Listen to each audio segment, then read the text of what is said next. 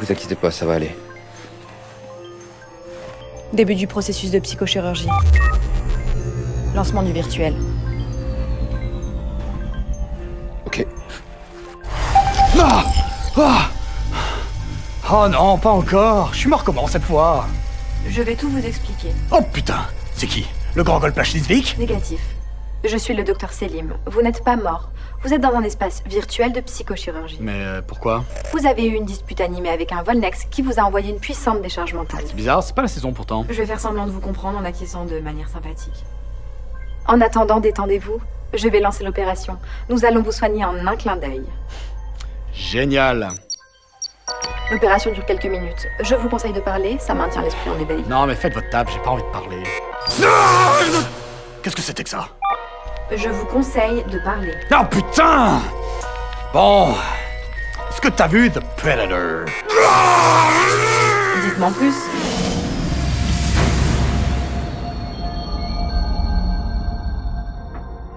On peut dire que c'est pas facile de parler de ce film. Alors on va commencer par le plus simple, de quoi ça parle? Je serais ravie de l'apprendre. Alors en gros, c'est un soldat de l'armée des États-Unis qui tombe par hasard sur un prédateur, qui arrive à survivre et qui lui chope du matos au passage. Il se fait arrêter par son gouvernement qui veut en savoir plus, mais avant ça, il arrive à envoyer tous les artefacts à son gosse. Ensuite, il y a une scientifique qui va se faire embaucher pour étudier le prédateur, qui du coup a été capturé sans qu'on sache réellement comment d'ailleurs. Mais comme ils sont incompétents au possible, le prédateur s'échappe, mais pas avant que la scientifique ait demandé à rencontrer le militaire qui l'avait vu. Et il se trouve qu'il a été amené à la base au moment où le prédateur s'échappait. Du coup, il va rencontrer la scientifique et ils vont faire équipe. Ah, mais j'ai oublié de dire que le militaire, il est pas seul. Parce que comme on essaye d'enterrer l'affaire, on le fait passer pour un taré. Et ils le foutent dans un bus où il y a d'autres militaires complètement zinzin, dont un qui a le syndrome de la tourette. Bref, ah oui, j'ai oublié de préciser qu'entre-temps, le mioche du militaire, eh ben, il est autiste et hyper intelligent, et il a commencé à tripatouiller les merdes du prédateur, et du coup, celui-ci se dirige vers lui. Mais en fait, qu'est-ce que vous faites là, vous? Eh ben, il a les clés du vaisseau. Moi, je suis bloqué, je sais pas où aller. Voilà, il y a aussi le grand méchant de l'histoire qui est le chef de l'agence gouvernementale qui chapeaute tout ça, qui du coup veut retrouver le prédateur, mais aussi le petit groupe de militaires qui va essayer de sauver le mioche. Ah oui, mais on apprend aussi plus tard qu'il y a un super prédateur, plus grand, plus fort, parce que maintenant ils prennent des gènes d'autres espèces de la galaxie pour s'améliorer. Et cet autre prédateur, en fait, il pourchasse le premier, parce que le premier, en fait, il voulait nous aider, parce qu'apparemment, il y a des dissensions politiques chez eux, et il voulait nous aider à nous protéger contre eux. Voilà, c'est un peu n'importe quoi, gilet jaune, gilet vert, on sait pas trop où ils en sont. Bref, tout le monde va se foutre sur la gueule, et... Oh, le deuxième prédateur, il a des putains de chiens avec des dreads. Hey, je crois qu'il se réveille. Chiens avec des dreads. Putain, c'est dur de résumer ce film. On est quand même d'accord que c'est hyper tarabiscoté comme scénar. Oui. Et le problème, c'est que on dirait qu'il ne sait pas où il va. Oui. C'est quoi ces conneries? Procédure de relaxation. Il y a trop d'histoires en même temps, et trop d'enjeux, tout simplement. La scientifique qui veut en apprendre plus sur ces extraterrestres, le militaire qui veut retrouver son gosse, et ses potes qui veulent survivre. L'agence gouvernementale secrète qui fait des trucs d'agence gouvernementale secrète.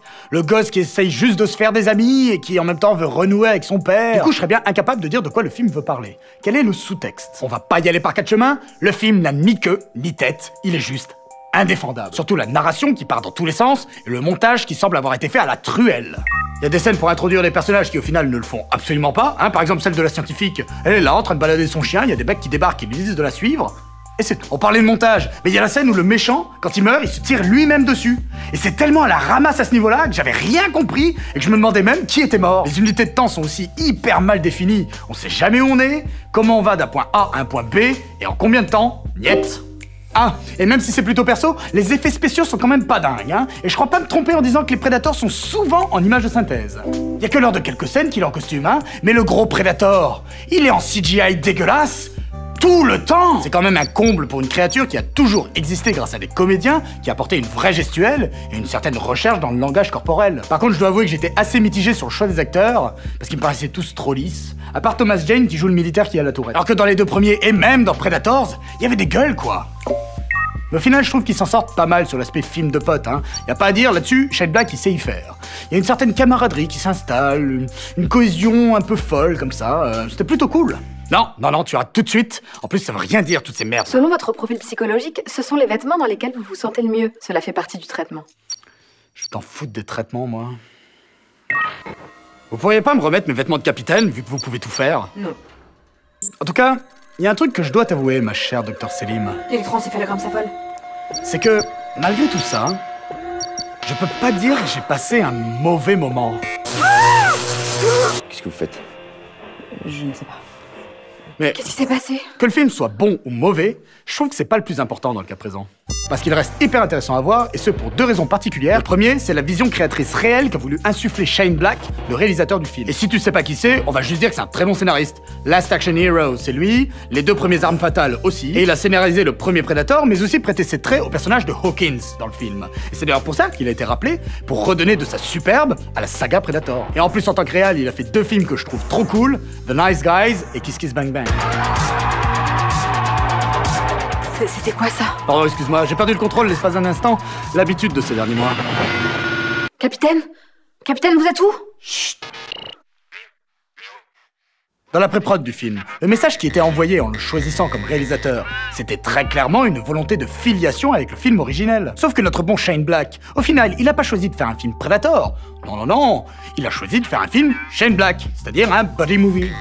Yannick Dahan, un des seuls mecs qu'il fallait écouter au XXIe siècle quand on parlait de films de genre, qui avait trouvé une formulation très juste. C'est que c'est un film de l'agence touriste dans lequel il se trouve qu'il y a un Predator. Et je dois reconnaître qu'il y a une certaine énergie dans ce film. Il y a un côté hyper fun, assez décomplexé, notamment sur l'humour. Il y a une espèce de folie gourmande qui est contagieuse. Il y a aussi quelques bonnes idées qui ont réussi à survivre dans ce grand n'importe quoi, même en termes de mise en scène. Et là, je pense notamment à la première apparition du Predator. Il est invisible, et c'est le sang d'un corps découpé au-dessus de lui qui le révèle petit à petit. Et cette idée de confronter le Predator avec des militaires qui sont bons pour l'asile, bah là aussi il y a un truc. Ça change des commandos habituels, et au moins avec ce petit grain de folie que vont apporter les personnages, bah on sent que le film il se prend pas trop au sérieux. Ce qui le sauve en partie. Mais c'est vrai qu'au niveau du ton, ça déstabilise. Parce que quand tu t'attends à voir un film d'action et d'angoisse, et qu'au final t'as des vannes toutes les 5 secondes, bah je pense qu'il y a dû y avoir pas mal de gens qui ont pas compris ce qui leur arrivait. Et c'est normal, on n'aime pas être sorti de sa zone de confort. N'est-ce pas, ma bonne docteur Selim? Comment vous avez fait ça? Personne ne contrôle mon esprit. Capitaine, calmez-vous. Vous êtes en train de sombrer dans la démence. On essaye juste de vous aider, hein. Comme si j'allais te croire. Et regardez, j'en ai pris un pour vous. Parce que même dans son côté fou et irrévérencieux, je trouve pas que le film aille assez loin. Ouais, il y a 2-3 moments gore et quelques vannes un peu osées. Mais franchement, ça reste assez sage. Et je pense que ça ne s'explique que par une seule chose. Et c'est le deuxième aspect intéressant que je voulais aborder, c'est à quel point le film s'est fait défoncer par les studios. Mais littéralement. Les gars, ils ont pris le film, ils l'ont chopé, et l'ont explosé à coups de baramine. Ils lui ont marché sur la gueule. Capitaine, nous allons vous soigner, mais calmez-vous. À ce sujet, c'est vraiment un nouveau maître étalon. Faut montrer ce film dans les écoles de cinéma. Vous devenez instable. Tu crois m'avoir? Mais j'ai compris ta ruse, sale Volnex. Je suis encore sous les coups de ton attaque psy.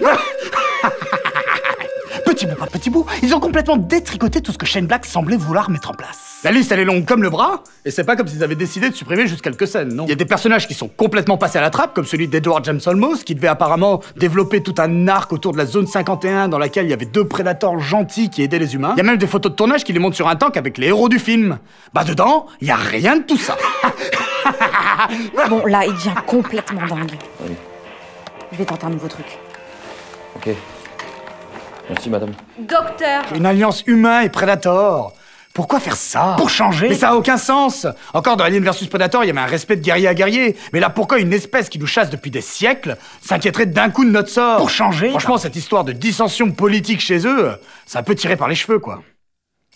Il est temps de se réveiller. Enfoiré! Vous êtes de retour? On a failli vous perdre. Tu ne m'auras pas, sale Volnex. Calmez-vous. La violence entraîne la violence. Vous êtes sûr? Non, enfoiré de Volnex.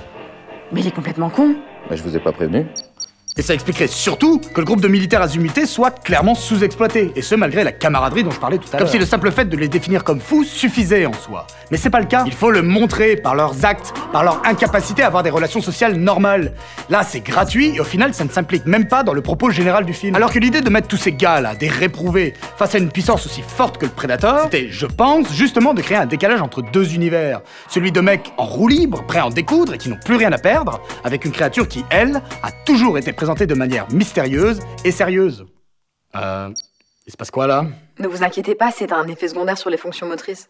Rien de grave. Vous êtes sûr? Et j'aime à penser que c'est ce que voulait mettre en place Shane Black. À la fois pour se faire confronter symboliquement sa vision renouvelée de la créature avec l'ancienne, mais aussi pour faire une éloge de la différence et de la liberté, du droit à ne pas rentrer dans les carcans que la société essaye de nous imposer. Et il l'a représenté de la manière la plus claire qui soit en faisant un film qui ne ressemble en rien à ce à quoi les gens s'attendaient. Moi le premier.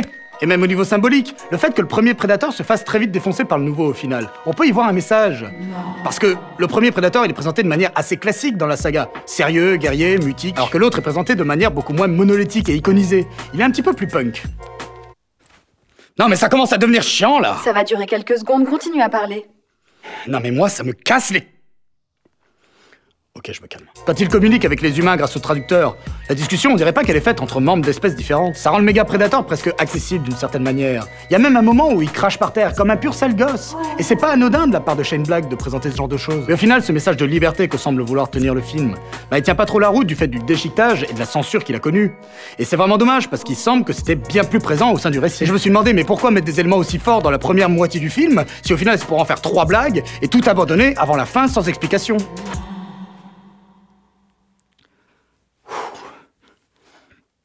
Je pense que c'est dû aux modifications profondes qu'a subi le film et qui a considérablement réduit le message que voulait faire passer Shane Black sur les personnages en marge. Du coup, sous ces airs de buddy movie fun, j'ai quand même l'impression, et attention, je parle bien d'impression, je n'affirme rien, que le film était censé être beaucoup plus profond que ça. Shane Black a voulu nous prendre à contre-pied en déconstruisant l'univers de Predator et en lui insufflant quelque chose de nouveau. Je sais que ça peut paraître paradoxal de ma part, moi qui ai pu râler sur les Aliens versus Predator, qui, à mon sens, allaient à l'encontre de la mythologie de la créature. Là, soyons clairs, la mythologie, elle se prend un sacré coup dans la gueule. Je vous conseille de vous calmer, capitaine. Mais du coup, j'ai du respect pour cette démarche, parce que je la sens honnête et elle a le mérite de prendre des risques. Par contre, c'est clair que les retouches du studio en font, au final, un film avorté, qui ne garde que quelques éléments intéressants de la vision du réalisateur, pour finir par tout mixer dans un gloubi-boulga sans queue ni tête. J'ai même envie de dire que ça tient du miracle qu'il reste un peu des intentions du projet d'origine dans ce qui est sorti. Continuez comme ça, c'est bientôt fini. Et je dois me poser cette question. Et si le film n'avait pas été charcuté? Et s'il avait répondu à la vision réelle de Shane Black? Est-ce que j'aurais accepté ce choix radical d'en faire une presque comédie? Je sais pas, peut-être pas. Mais sans ces reshoots et ces réécritures, on aurait au moins eu un film qui se tient. Et j'aurais au moins eu la possibilité de pouvoir juger de la qualité réelle de The Predator en tant que création d'un auteur. Mais c'est vraiment dommage, parce que ne restera dans l'histoire que cette version charcutée par les studios. Mais putain, et cette scène de fin avec l'autre Predator là? Mais c'est n'importe quoi! Bon, au moins cette scène-là, ça me met direct dans la catégorie nanar, au lieu de navet. Mais putain, c'est pas possible! Mais comment est-ce que tu peux ne serait-ce qu'accepter de tourner ça? Le design est dégueu, les effets spéciaux sont moches! La mise en scène, c'est zéro! Non! Vous arrivez à vous énerver tout seul et à m'agacer. Tu n'auras pas mon esprit, saloperie de Volnex. Bon, ça suffit. On arrête la psychiatrie. On va employer d'autres moyens. Ah ben attendez, j'ai ça. Et d'habitude, ça marche très très bien.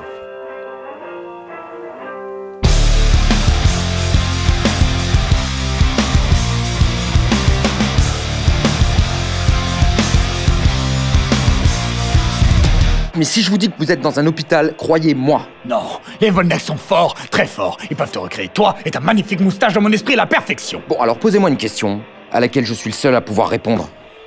Renard chenapan.